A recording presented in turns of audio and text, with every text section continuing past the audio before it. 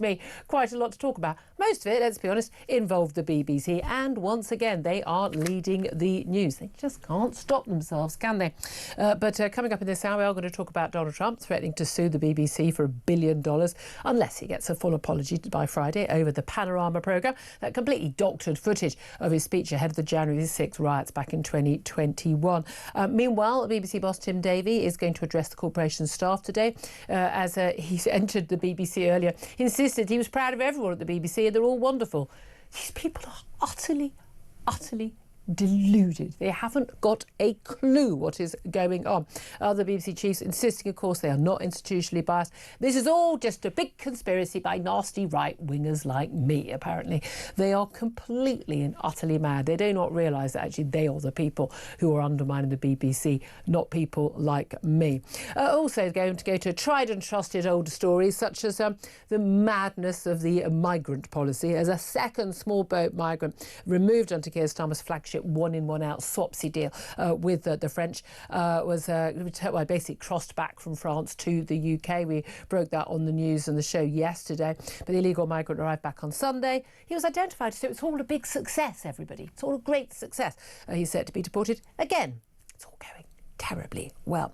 Plus, ahead of the budget in just a couple of weeks now, Chancellor Rachel Reeves has signalled in an interview with the Beeb that she will be scrapping the two-child benefit cap as she prepares to raise billions of pounds with a manifesto-breaking raid on income tax in the upcoming budget. She said no young person should be penalised for being born into a large family. No, of course they shouldn't, but that's why their parents should get work and have children that they can afford to keep themselves instead of expecting you and me to pay extra taxes to pay for them. Eh? Mad idea. Oh, by the way, small matter, unemployment has gone up to 5%. Again, it's all going terribly well. And of course, at 11 o'clock today, in less than an hour, people across the country will come together in a 2-minute silence on Armistice Day to commemorate the end of the First World War and all of our fallen heroes. We will, of course, be joining that 2-minute silence at 11 o'clock, and I hope you will join us as well. So much to talk about. I want to hear from you on any of the topics, but let's face it, in particular, Donald Trump threatening to sue the Beeb for $1 billion, bearing in mind, of course, that any money the BBC has is yours and my money. So I'd rather we didn't pay $1 billion to a billionaire president of the United States. Thanks very much. He wants a full apology by Friday night from the BBC. They've already given one, to be fair. The chairman, Samir Sham, has already given one for that Panorama documentary. But what do you make of that? Give us a call on 0344 499 1000. Get in touch on text at 87222. You can also get in touch on X, Talk TV. Calls are charged at the national rate. Text costs £1 standard network rate message. And I'd also love to hear from you just about all the comments we've had from senior BBC people, whether it's presenters like Nick Robinson or the outgoing Director General or indeed the outgoing Head of News, who just appeared to be utterly unaware of just how bad things are and how little trust people have in the BBC. Apart from, it turns out, Ed Davie, who loves it, but mainly still also thinks it's far too right-wing. I mean, the world has gone mad, folks. Anyway, joining us for the chat today is someone who definitely hasn't gone mad. Always great to have him in the studio. Editor of Spiked Online, Tom Slater. A very good morning to you. Where do you want to start? I mean, we do need to start with Donald Trump threatening to sue the BBC, unless he gets his apology. But he has already had an apology. But there is no doubt, Tom, he says that this was malicious. It was a full and fair retraction. He's, you know, he said, you know, look, this does have influence. Now, there's a big of a debate about, did this show go out on BBC iPlayer in the States? I mean, would it have swung the election? Would it have affected people's view of Donald Trump? But there's no doubt at all that this was a totally unacceptable breach of the most basic journalistic ethics. No, absolutely. And when, before this threat of a lawsuit emerged, people were even getting upset that the White House had talked about it at all, that you had a foreign government trying to dictate who should or shouldn't run the BBC. Of course they were going to take issue with this. They were caught out lying, misrepresenting, pushing misinformation about a political figure who we all know that barely anyone inside the BBC probably has a kind word to say about, with the exception of the people who do real jobs like cleaning the place and tidying up. It's like it's obviously collecting the copies of The Guardian at the end of the day, putting them in the bin. The well-thumbed copies of The Guardian that are left there. It's clocking off time. But no, it's so, like you, I don't really want to be in a situation where the state broadcaster, taxpayer funded, is having to shell out a lot of money to someone who frankly doesn't need it. But at the same time, they picked this fight, not just with that edit, but with their coverage over many, many years. Of everything! And they should probably have expected this kind of thing, given the fact that Trump, since he came back to office, has been pretty keen to pursue various different media organisations in the courts and elsewhere for when they have misrepresented him. So it's one of those things where, of course, this was going to happen, even though it's regrettable that we're talking about the BBC being sued for a bit. Look, and this is not Trump derangement syndrome. This is, again, I talk about facts, and I'm not party political on these things, because I will criticise, parties of which I hold a very, big and even friends of mine. I mean, you know me, I'll take on people. You know perfectly well I'm friends with Richard Tyson. You know perfectly well I'm friends with Nigel Farage. Doesn't remotely stop me when I'm in my job when I'm criticising them for things that I think they've said or done wrong. I've got no issue. I'm equal opportunities on this front. It is a matter of fact that Donald Trump lies 15 times before breakfast, and routinely does it. He says things he knows categorically to be untrue. It's what he does.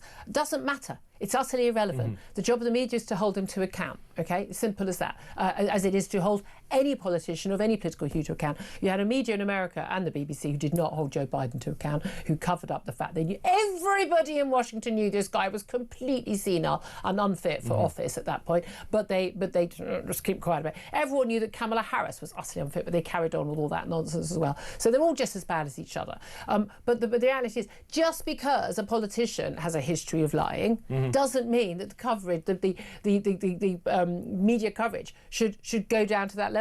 The duty of care, and this idea that the BBC chiefs keep putting out this, we are still the most trusted media organisation in Britain and the world.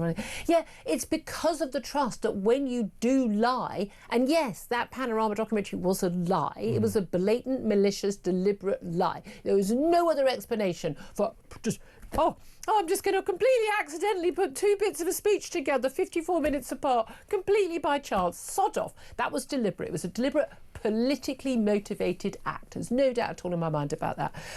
But they cannot say, well, it's because we're trusted, you've got to take our word for it. No, it's because you're trusted that the damage is greater. Because people, in the same way we talk about Gaza, when the BBC says, Hamas figures of this and children are dying and the IDF bombed this hotel.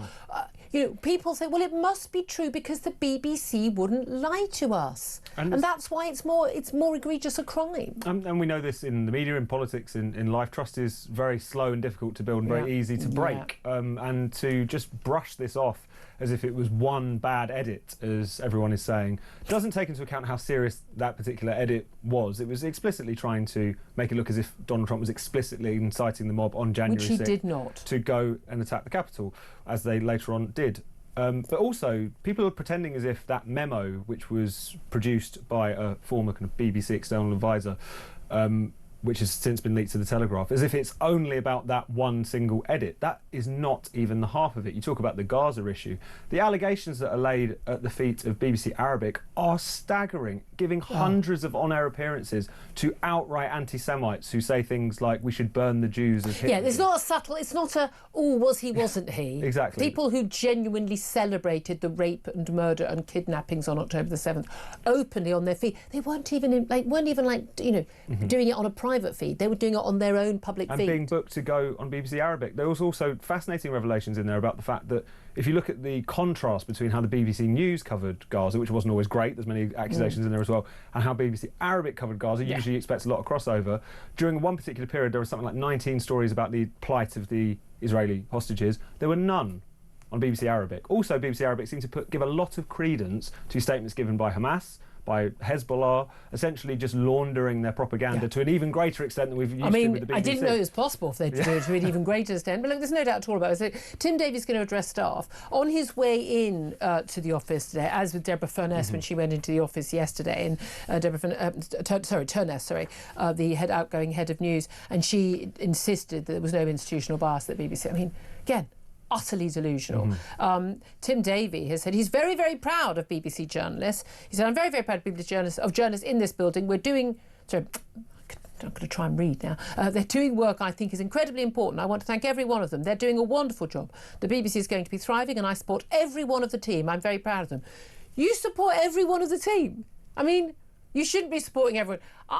I've never worked in an office where every single person is doing a great job and is wonderful. I don't know how many things they can have Every documentary, you know, about Gaza, every bit of footage on, you know, the coverage of the trans debate, the coverage of the climate change nonsense, the absolute piffle that they put out on that topic. It's been absolutely outrageous. I mean, look, there's an amazing story today, and it just ties in just perfectly. A veteran BBC broadcast journalist, Catherine Lang, she's a former chief writer for BBC News, and she claimed she was forced out of the BBC over her gender-critical views. When you say gender-critical, I'm talking about, and this is a meaningless phrase for most normal people, right? It means knowing that men aren't women. Yeah, the sort of reality believing. Reality believing. How dare you believe it? She's a journalist, right? She's told the Times that she was pitching gender critical stories, i.e. stories about, you know, how trans ideology was not good for women and women's rights, you know, sort of stuff you'd think that women's rights used to be something the BBC might have cared about, the bunch of lefties that they are. But basically she said there was this, you know, the one-sided stories, but she said basically when she actually had a story that was actually accepted, and even though it was supposedly gender critical, other people couldn't speak out, couldn't say anything. She would get completely blanked, and she was accused of having an agenda. And when actually she did get one accepted, the other journalists actually, you know, messaged her privately to say, keep going, we're behind you, but felt too afraid to speak out. If you work in a news organisation where you can't give your honestly held views, that's not a news organisation, that's a propaganda organisation. Absolutely. And what's so difficult about this issue is that the BBC don't really know that they're doing it. I think when Deborah Turness says, yes, I've resigned, to kind of praise it, but yes, I've resigned over all of this bias, but there isn't any bias in the BBC, I kind of think I think that's sincere. I think she believes it. I think the problem is this that old. So what's she resigned over then? Well, exactly. I mean, but it's one probably because of the nefarious coup which has been launched by Nigel Farage or whatnot, if X and Blue Sky are to be believed. But it's the water that they swim in. They don't realise that they are constantly lying, either explicitly or by omission. They don't realise the extent to which what they select to report on is shaped by their own particular agenda. Welfare is good, open borders is good, trans is good, women who complain about it are just transphobic as opposed to concerned about their own safety and their own, you know, hard-won rights. No, they don't. Brexit bad, Nigel Farage bad, Corbyn probably quite good. I mean I've done a lot of work at the BBC, and I'm sure you've gone in their offices very often. I also, for my sins, and I know this was right, I spent a year, 3 months and 2 days, not that I was counting, at The Guardian as a news reporter, between other jobs. They genuinely, they don't know they're doing it. You're quite right. They live in such a tiny bubble. How about you? You know, you come from the left, don't you? You know, like in your you know, ideological, you know, approach, you know, movement. I think most people live in a world where we know people of many different parts. I know people who've got politics vastly to their vastly to right, mostly in the middle. I mean, my own family, you know, Christmas Day lunch, conversations about anything and everything, massive big political debates, I mean, it's not difficult for anyone on the right. I find people on the left seem to find it much harder. But people on the right tend to move with, you know, have friends and family members they speak to, you know, across all the spectrum. But a lot of people on the left, they just literally live in that little vacuum of leftyism. Yeah, and metropolitan liberals in particular. I think that's one thing that we saw with the Brexit vote. It's like a statistical thing. Remainers are much more likely not to know Leavers, whereas Leavers are much more likely to know Remainers. Which is why they were so shocked. Yeah, and so appalled and so intolerant. Because, who were these people? You tend to be much more tolerant of people if you know people who hold that view and they're in your life and you realise that they're human beings and not demons or what have you. But and this is a problem if you've got an organisation who draws from a particular social base, from a particular area. The lanyard classes. The lanyard classes, you know, these are all people who, broadly speaking, went to the same universities, all broadly speaking live in London, although once a month they might be required to go up to Salford for an evening. It's that kind of groupthink which is generated by that, and then you point it out and they don't even necessarily see it. That being said, it has got particularly outrageous, not just the Trump edit, but the way in which it was justified and defended was really interesting, because people are essentially saying, yes, that was a misrepresentation, but the thrust of it is correct because he did incite that mob, didn't he? And he does lie all the time, which I think it was Gordon Rayner in the Telegraph made this point. That just sounds like, you know, when the police can't get someone for one crime, so they fit them up for another one. That is not what journalists committed to truth and impartiality. And it doesn't make it okay. But also, I mean, again, you look at, I mean, Jonathan Munro is the guy who's been appointed as the interim head of news instead of Deborah Turness, the BBC. He was actually mentioned in the Prescott report. This is the big report that was in the Telegraph from last week, which exposed all of this. And at the editorial sort of guidance meeting back in May when they discussed this whole Trump documentary, Jonathan Monroe, so the guy who's currently the solution to the problem of Deborah Turness and is standing in, he said there was no attempt to mislead the audience about the content or nature of Mr Trump's speech before the riot at the Capitol. It's normal practice to edit speeches into short-form clips. I mean, he thinks it's okay. He thinks it's okay. He's also, by the way, one of those who approved the Cliff Richard police raid. Okay. He has also insisted that there has not been any of the Gaza documentaries and all of that they've not been an issue. He has defended coverage of Gaza. He is, as I think Sarah Vine pointed out, Daily Mail columnist, he's part of the problem, not part of the solution. We've got MPs debating the BBC in the Commons today. Ed Davie appears to be the only frontline politician who's massively supporting the BBC, but his only criticism of the BBC seems to be needs to be protected from Nigel Farage, but it's been too beholden to Nigel Farage. There is this obsession that everyone has with, oh, Ed Davie's only been on Question Time half the number of times of Nigel Farage has been.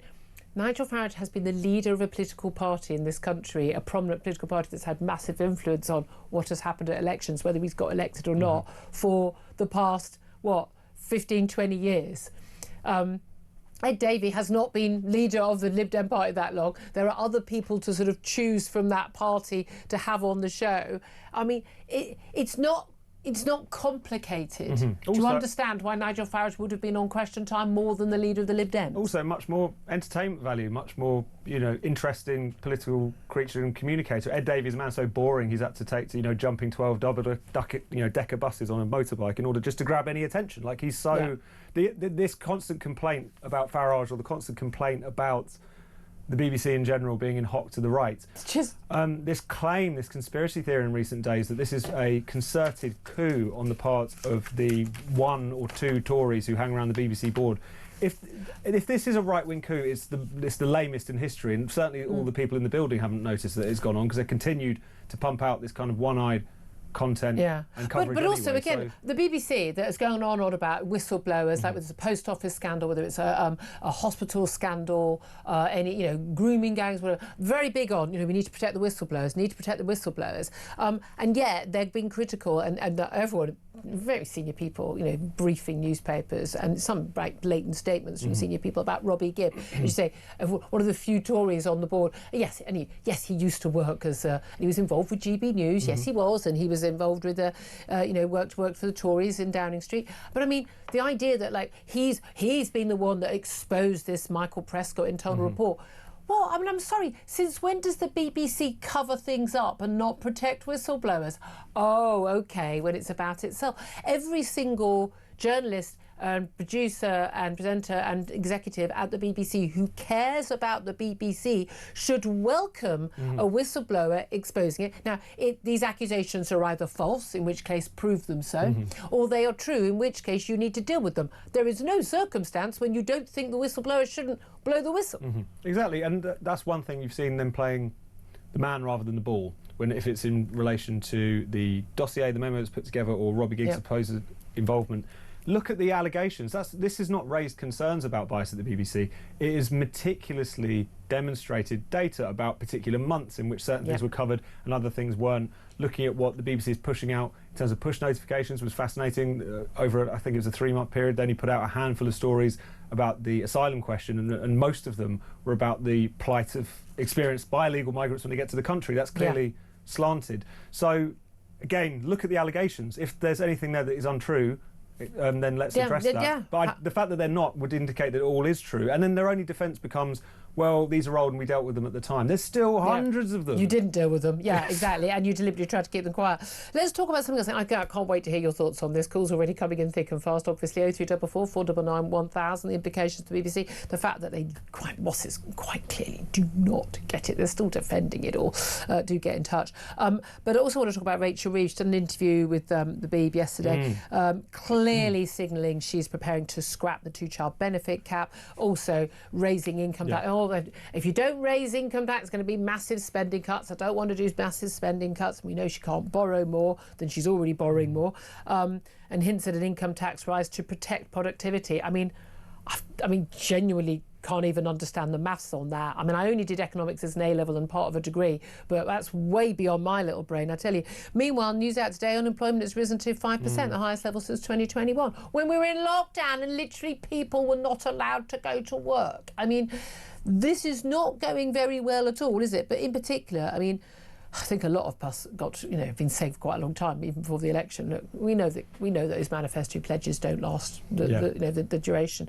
But scrapping the two-child benefit cap, again, this is something that the Reform Party have talked about doing as well. Properly insane.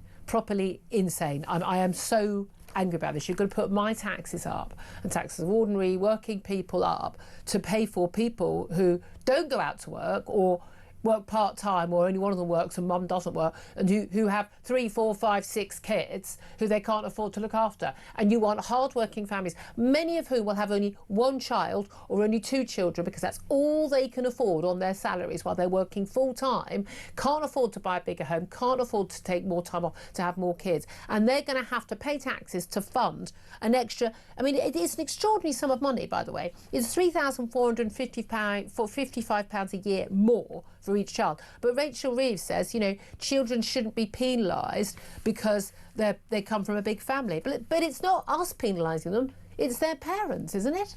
Well, it's also that if we want to lift more people out of poverty, if you want to ensure that people are having more children, which was the justification that Reform were putting out there, you need to just sort the economy out. I mean, this is the thing. Like, of course, there should be provision. I don't want a load of unemployed people having more kids. Sorry, no, I don't. I'm sorry, I don't. It's one of those things where it's a choice that's been made in this instance for purely political reasons. It's because of the fact that the Labour Party, the parliamentary Labour Party, the kind of soft left, broadly speaking, have got very upset with this government in terms of the decisions it's made, and that this is a sop to them. That's all that it really is. It's the actual implications of it, I think, are entirely secondary. And when you've got an economic picture which is as bleak as it currently is, when the public finances are in such a state, to be making decisions on that basis is unseemly. And especially when you think about the number of mistakes that this government is now basically having to mop up, mistakes it itself has made when it brought in that hike on national insurance, supposedly only for employers. Everyone says this will be a tax on jobs, and now we've seen unemployment hit 5%. So this government came in saying... I think you'll find, Tom, it's Brexit. No, exactly, it's Brexit. It's did you not get that memo? It's Nigel Farage being on Question Time too many times. There's some complicated reason as to why this isn't their fault. They came in saying they were going to clear up the Tories' mess. It's a very big mess, but they haven't done that. Now they're having to clean up their own mess. It's just... And we're only, 18 months. The only saving grace we've got is that this will be the second but the last Rachel Reeves budget, but it's going to be bad. They're going to be cleaning up the mess, attempting to mess the last one, creating a bigger mess this time around. It is going to be an absolute beep show on November the 26th. It really is. It's clear they're going to basically protect everyone in the public. They're going to protect their voters. Basically, hello, you very, very poor, non-productive, or you working in the public sector, you're going to be fine. We're going to take on everyone else, the productive members of society who are actually trying to make a living, who are increasingly paying for everything. It's not going to end well, mainly because half those people, it turns out, are going to leave the country. 10:20.